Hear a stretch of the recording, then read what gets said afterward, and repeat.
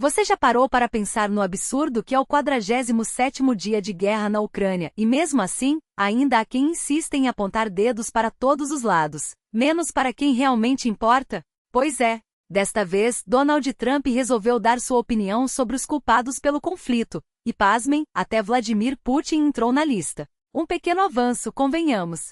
Segundo o ex-presidente americano, a guerra é responsabilidade de Putin, Biden e Zelensky, nessa ordem. E mais, Trump afirmou ter estabelecido um prazo decisivo para a Rússia aceitar um cessar-fogo.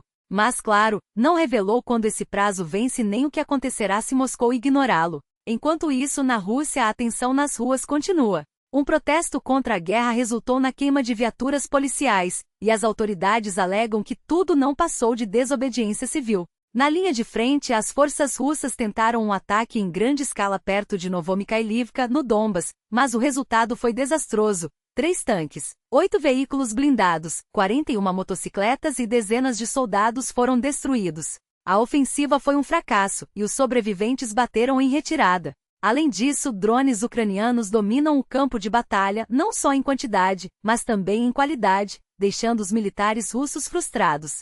Para piorar, o Ministério da Defesa russo proibiu o uso de certos equipamentos médicos nas tropas, alegando falta de certificação, uma decisão que só aumenta o desespero dos soldados. E as declarações de Trump não param por aí. Ele voltou a culpar Biden e Zelensky pela guerra, chamando o atual presidente americano de corrupto e afirmando que, se não fosse pela fraude nas eleições de 2020, o conflito nunca teria acontecido.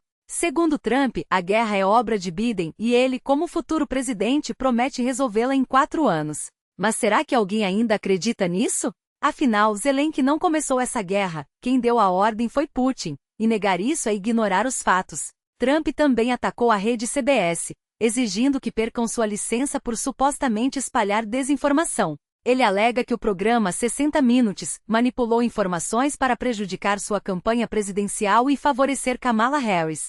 Em um dos episódios, a emissora exibiu uma entrevista com Zelensky, gravada após um ataque russo em abril, na qual o presidente ucraniano elogiou Trump como um líder forte e pediu que os Estados Unidos não ficassem neutros no conflito. Outro episódio criticou os planos de Trump de comprar a Groenlândia, com especialistas ridicularizando a ideia. Mas o que mais chama atenção é a insistência de Trump em dizer que estabeleceu um prazo decisivo para o fim da guerra sem dar detalhes. Fontes sugerem que esse prazo seria o final de abril, mas ninguém sabe ao certo. Enquanto isso, ele continua repetindo que a guerra é responsabilidade de Biden, Zelensky e Putin, como se todos tivessem o mesmo peso na decisão de invadir um país soberano. E não para por aí.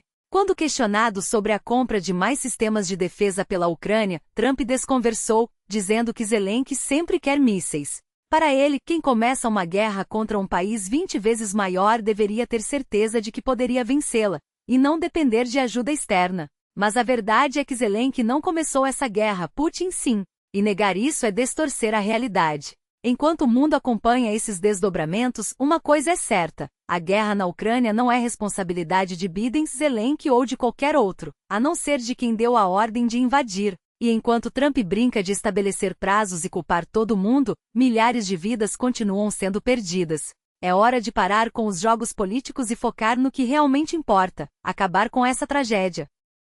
Se você quer se manter informado e apoiar quem traz notícias sem censura, não deixe de curtir, comentar e se inscrever no canal.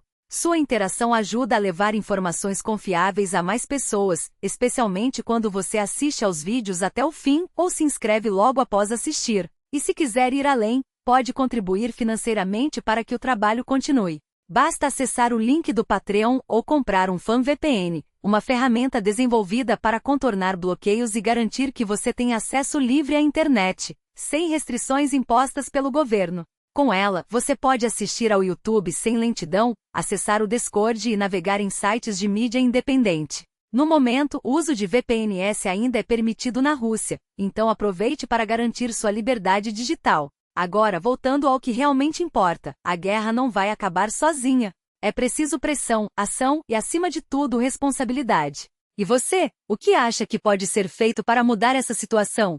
Que Trump tenha dito ou não, uma coisa é certa: a narrativa de que a guerra começou apenas em 2014 é uma distorção perigosa. A verdade é que a agressão russa vem de muito antes, com a ocupação da Crimeia em 2014 sendo apenas mais um capítulo de uma estratégia maior, e o que Trump fez, ou deixou de fazer, durante seu mandato só reforça isso. Sim, houve envio de armas letais como os Javelins, e por isso devemos agradecer. Mas também é fato que mesmo antes de assumir a presidência, ele já trabalhava para congelar a ajuda militar à Ucrânia, beneficiando diretamente Putin. E agora, com suas recentes declarações, fica claro, suas ações continuam servindo aos interesses do Kremlin.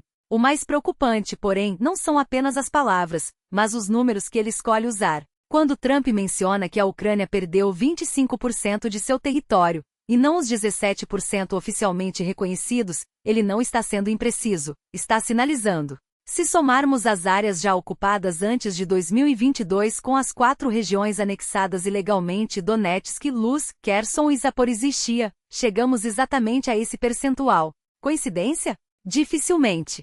Isso sugere que, para ele, essas terras já são moeda de troca em uma possível negociação, uma negociação que, claro, a Ucrânia jamais aceitaria, mas que pouco parece importar a Trump.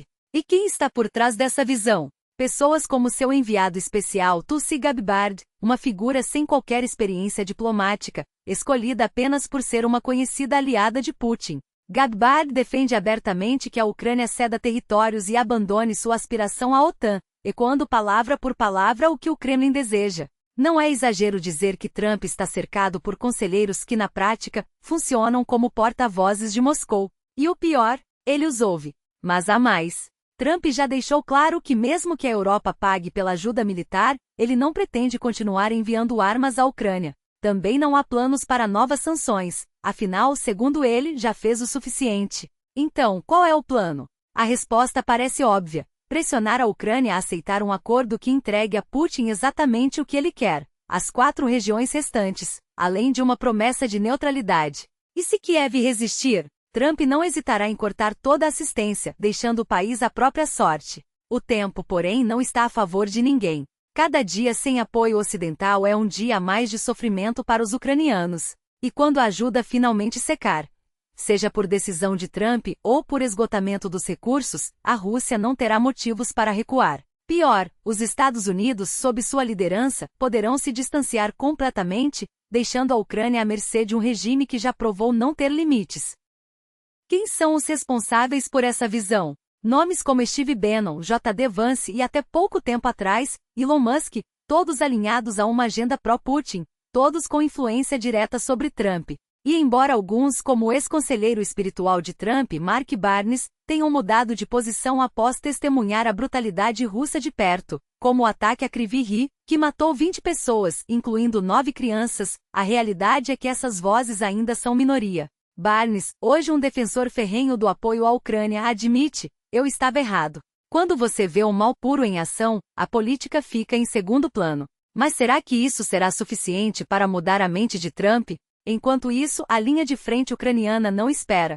Soldados como os da 54ª Brigada Mecanizada continuam lutando, muitas vezes com equipamentos improvisados e suprimentos escassos. Eles precisam de veículos de munição, de apoio, e é aí que cada um de nós pode fazer a diferença. Seja através de doações, seja pressionando governos, seja simplesmente espalhando a verdade, a resistência ucraniana depende de nós. A guerra não vai acabar sozinha. E se não agirmos agora, quem garante que amanhã não será tarde demais? A liberdade não se defende com palavras, mas com ações. E a hora de agir é agora. De uma vez por todas que palavras vazias não salvam vidas, apenas ações concretas o fazem. E se você ainda estava esperando o momento certo para agir, esse momento é agora. Cada doação, cada pressão política, cada voz levantada contra a barbárie faz diferença. A resistência ucraniana não é apenas uma luta por território. É uma batalha pela sobrevivência de valores que deveriam ser inegociáveis: liberdade, soberania, humanidade. E se não nos mobilizarmos hoje, amanhã poderá ser tarde demais para corrigir o que deixamos de fazer. Os números não mentem. No ano passado, a União Europeia destinou 15% a mais em apoio militar à Ucrânia do que em 2022. Os Estados Unidos, sozinhos, contribuíram com 40 bilhões de euros. Mas agora, com a incerteza sobre a continuidade da ajuda americana, a Europa precisa dobrar seus esforços, não apenas manter, mas aumentar em 100% o suporte. Porque não se trata mais de caridade, é um investimento na própria segurança do continente. Cada euro gasto hoje em defesa ucraniana é uma fração do que custaria uma guerra na porta de casa. E os fatos são claros: sem a Ucrânia como barreira, a agressão russa não terá limites. Enquanto isso, a crueldade não dá trégua. No último ataque a Sumi, 35 pessoas foram mortas, entre elas, um menino de 11 anos e uma jovem de 17. 15 crianças ficaram feridas. Em Kharkiv, o coronel Yuri Yulia, da 27ª Brigada de Artilharia, foi atingido em um ataque que, segundo fontes ucranianas, visava deliberadamente uma área civil. Mesmo que Moscou tente distorcer os fatos alegando que o local abrigava reuniões de comandantes da OTAN, ou mercenários ocidentais, as evidências são irrefutáveis. As ogivas usadas, carregadas de estilhaços que se espalham por até 100 metros, são armas indiscriminadas, proibidas pelo direito internacional quando usadas em zonas povoadas. Não há desculpa para tamanha covardia. A propaganda russa, porém, insiste em mentiras cada vez mais absurdas. Em vez de reconhecer o massacre, o Ministério da Defesa de Putin alega ter eliminado mais de 60 militares ucranianos em um suposto quartel-general. Uma narrativa que desmorona diante da realidade. Como acreditar que comandantes da OTAN se reuniriam em pleno centro de uma cidade sob bombardeio? Como justificar que uma brigada de artilharia estivesse em um local civil, sem qualquer relação com suas operações? A verdade é que o Kremlin não se importa com a coerência. Sua estratégia é clara: confundir, distorcer, ganhar tempo enquanto destrói. Mas a comunidade internacional não pode mais se deixar enganar. Líderes como Jean-Yves Le Drian da França já exigem sanções mais duras para estrangular a máquina de guerra russa. O ministro das Relações Exteriores da Lituânia, Gabrielius Landsbergis, pede medidas contra o gás natural liquefeito russo, o setor nuclear e o Shadow Fleet, que burla os limites de preço do petróleo. E Josep Borrell, chefe da diplomacia europeia, foi enfático: para a paz, são necessários dois lados. E se a Rússia não quer, devemos forçá-la a parar. Não há mais espaço para hesitação. A pergunta que fica é: até quando assistiremos a esses crimes sem agir? Cada dia de inação é um dia a mais de sofrimento para o povo ucraniano, e um passo mais perto de uma Europa em chamas. A história não perdoará quem teve a chance de fazer a diferença e escolheu ficar em silêncio. Então, o que você vai fazer? A hora é agora. A escolha é sua. E o futuro depende disso. E as provas do horror não param. Enquanto o mundo debate sanções e palavras vazias, a Rússia transforma crianças em alvos. 18 pequenos corpos sem vida, não são números, são sonhos interrompidos, famílias destroçadas, futuros roubados. E os quase 2.000 feridos?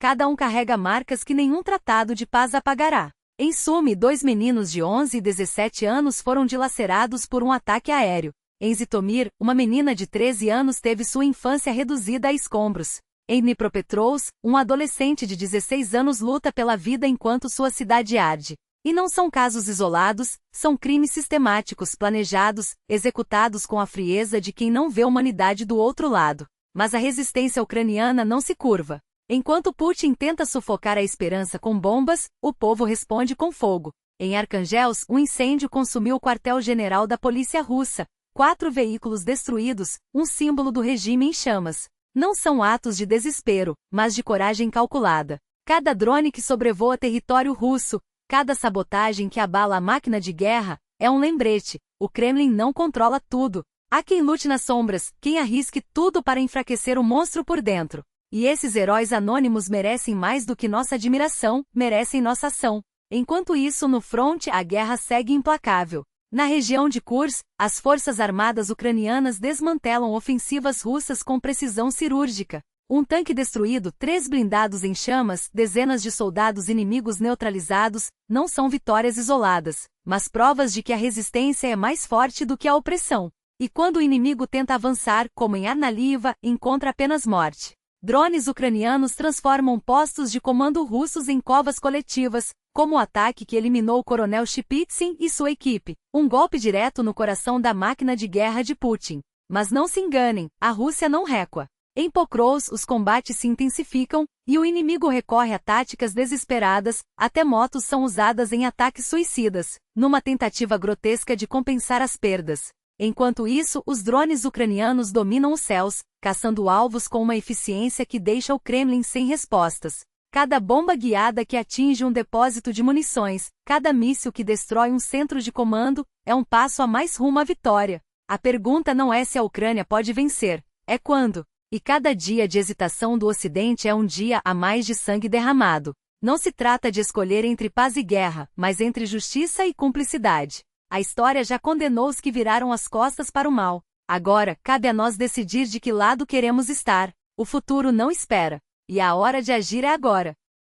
Enquanto o mundo debate, a Rússia avança. Cada dia de atraso é um dia a mais de sofrimento para os ucranianos, um dia a mais em que o inimigo consolida posições, aperfeiçoa táticas e multiplica suas forças. Não se trata de uma guerra de drones ou de tecnologia isolada, é uma corrida contra o tempo, onde cada minuto perdido pode custar vidas, cidades e, no fim, a própria liberdade. Os russos não esperam.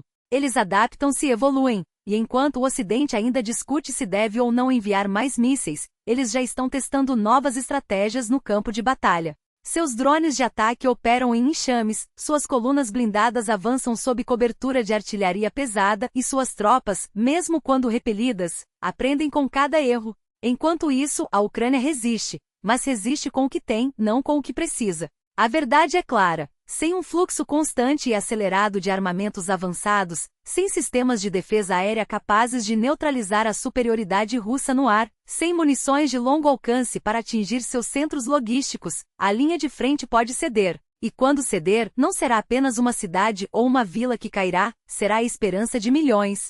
Será a confirmação de que o mundo livre escolheu assistir em vez de agir. Os ucranianos já provaram que podem vencer, mas não podem vencer sozinhos. Cada tanque destruído, cada drone abatido, cada soldado russo capturado é uma prova de sua coragem, mas também um lembrete de que essa coragem precisa de apoio. Não é uma questão de se a Ucrânia pode deter a agressão, mas de como faremos isso acontecer. A Rússia não está apenas lutando contra a Ucrânia. Está testando o Ocidente. Testando nossa determinação, nossa unidade, nossa capacidade de defender os valores que dizemos prezar. E se falharmos agora, o preço não será pago apenas em Kiev ou Kharkiv, será pago em Varsóvia, em Tallinn, em qualquer lugar onde a sombra do expansionismo russo se estender. O momento de agir não é amanhã, não é depois da próxima reunião da OTAN, é agora. Porque cada hora de hesitação é uma hora em que o inimigo se fortalece. Cada dia de atraso é um dia em que mais ucranianos morrem defendendo não apenas seu país,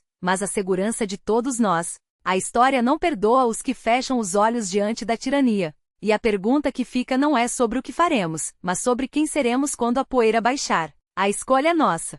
E o relógio não para. O fronte não está estagnado. Ele sangra. E cada metro conquistado pelo inimigo é pago com vidas ucranianas, vidas que poderiam ter sido poupadas se o Ocidente tivesse agido com a urgência que a situação exige. Enquanto Moscou avança, arrastando consigo colunas de blindados improvisados e soldados mal treinados, a pergunta que ecoa nos bunkers e nas trincheiras não é se a Ucrânia resistirá, mas por quanto tempo o fará sem o apoio que merece. Os números não mentem. 4 quilômetros de território perdido em um único dia. Avanços russos em direção a rotas estratégicas, como a rodovia que liga Donetsk a Pokrovsk, ameaçando cortar linhas de suprimento e isolar unidades inteiras. No norte, perto de Liman, a pressão aumenta. O inimigo empurra testa-flancos, explora cada brecha. E enquanto isso, drones ucranianos, operados por mãos que deveriam estar protegidas por sistemas antiaéreos ocidentais, continuam a ser a única linha de defesa contra colunas de tanques que, ironicamente, são mais vulneráveis do que deveriam. Mas a verdade mais cruel está nos detalhes. A Rússia joga com números, não com eficiência. Milhares de drones obsoletos apodrecem em depósitos, enquanto soldados são obrigados a comprar equipamentos com o próprio salário para compensar a burocracia militar que prefere estocar tecnologia ultrapassada a distribuí-la. Veículos blindados são transformados em bugis improvisados, sem blindagem, sem segurança, porque a alternativa é ficar parado. E os generais continuam a repetir os mesmos erros, como se a guerra fosse uma planilha de Excel, não um campo de batalha onde cada decisão tem um custo em sangue. Enquanto isso, o Kremlin recruta às pressas. Milhares de contratos assinados por dia, alimentados pela ilusão de que a guerra acabará antes que eles vejam o fronte. Mas a realidade é implacável. Esses homens são jogados na linha de frente sem treinamento, sem equipamento adequado, e muitos não sobrevivem à primeira semana. A propaganda funciona até que a morte chega. E quando chega, não há remédios registrados, não há suprimentos médicos suficientes, não há nada além de improviso e desespero. Os hospitais de campanha recebem ordens para não usar medicamentos doados por voluntários, porque falta um carimbo burocrático. Enquanto isso, soldados morrem por hemorragias que poderiam ter sido estancadas com um simples kit de primeiros socorros. A Ucrânia não está pedindo milagres. Está pedindo o que foi prometido. Armas que cheguem a tempo. Sistemas de defesa que impeçam os drones russos de transformar cada avanço em um massacre. Munição que não se esgote antes da próxima ofensiva. E acima de tudo, a coragem de reconhecer que cada dia de atraso é um dia em que mais ucranianos pagam o preço da indecisão ocidental. A história não julgará apenas quem lutou. Julgará quem teve a chance de evitar o pior e não o fez. O relógio não para. E o fronte não espera. Eles não estão apenas falhando na linha de frente, estão falhando em casa. Enquanto a Ucrânia enterra seus mortos e conta seus feridos, a máquina de guerra russa revela sua verdadeira face, uma engrenagem podre, que devora seus próprios soldados e envenena tudo ao seu redor. Não são apenas os drones e os mísseis que matam. São os generais que enviam homens sem pernas de volta ao combate, como se fossem peças descartáveis. São os burocratas que assinam certificados falsos, carimbam aprovado em equipamentos que não protegem ninguém, e depois lavam as mãos enquanto os corpos se amontoam em sacos plásticos, quando há sacos plásticos. Eles chamam isso de operação especial. Mas não há nada de especial em abandonar seus próprios soldados no campo de batalha, em deixar centenas de cadáveres apodrecendo ao relento porque não há recursos nem vontade para recolhê-los. Não há nada de heróico em enviar feridos de volta à guerra. Homens que mal conseguem se arrastar, apenas para que os números no papel continuem a impressionar o Kremlin. E certamente não há honra em transformar veteranos em monstros, em homens que depois de verem o inferno, voltam para casa e repetem o que aprenderam. Violência, impunidade, o direito de tomar o que querem quando querem. Vocês viram os casos. O soldado que estrangula a companheira depois de uma bebedeira. O ex-combatente que assedia uma adolescente, explorando sua vulnerabilidade como se fosse mais um território a ser conquistado. Não são exceções. São sintomas. A guerra não apenas mata. Ela corrompe, ela quebra, ela transforma seres humanos em bombas relógio ambulantes. E quando esses homens voltam, não trazem consigo medalhas ou histórias de glória. Trazem traumas, raiva e a certeza de que a violência é a única linguagem que entendem. A Rússia não está apenas perdendo na Ucrânia. Está perdendo sua própria humanidade. Cada soldado que morre em solo ucraniano é uma vida roubada. Cada veterano que retorna e destrói outra vida é uma prova de que o regime não se importa com seu povo, apenas com o poder. E cada civil que se aproxima desses homens, que acredita que dessa vez será diferente, está brincando com fogo. Porque a guerra não termina quando as armas se calam. Ela continua nos pesadelos, nos punhos cerrados, nos olhares vazios de quem aprendeu que matar é mais fácil do que viver. Não se enganem. Não são heróis voltando para casa. São homens quebrados, treinados para obedecer, para destruir, para não fazer perguntas. E quando a obediência se esgota, o que resta é o instinto mais primitivo: dominar, controlar, punir. A Rússia está criando uma geração de predadores e o Ocidente, ao hesitar, está permitindo que essa máquina continue a funcionar. Cada dia de indecisão é um dia a mais em que mais ucranianos morrem, e mais russos se transformam em algo que não deveriam ser. A história não perdoará quem fechou os olhos. E o futuro não terá piedade de quem fingiu não ver.